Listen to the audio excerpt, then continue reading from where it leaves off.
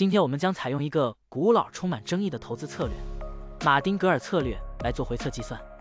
股票市场中，马丁格尔策略就是在股价下跌时增加投资，以较低的平均成本获得更多的股份，然后在股价上涨并达到盈利目标时，一次性卖出获利了结。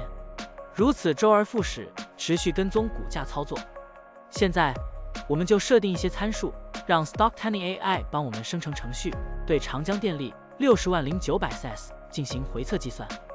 设定参数如下：最大买入次数7次，最大加仓比例 1.5 倍，每次买入股价下跌的比例 10%， 获利卖出的上涨幅度 5%。运行时间从2023年1月1日到2024年5月2日。交易手续费设定为 0.10%。好了，按照上面的设定，程序运行的结果是累计交易7次，期末持仓价值100647.52元，盈利 0.65%。相比持仓不动，多盈利负 22.69%。可以看到，橙色的持仓价值曲线比股价曲线更平缓。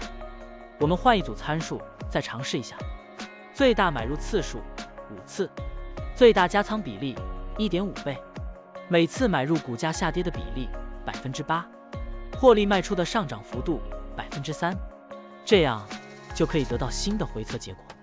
累计交易13次，期末持仓价值10,01527.41元，盈利 1.53%。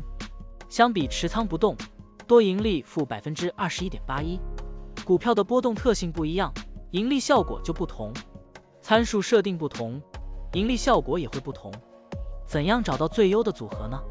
请评论区留言，让 Stocktiny AI 来帮助你。股票调优 AI， 利用 AI 技术赋能您的股票选择与操作。本站内容不构成对任何人的投资建议，您应当基于自己的独立判断做出决策。扫描二维码获取文字稿，欢迎点赞、评论、转发。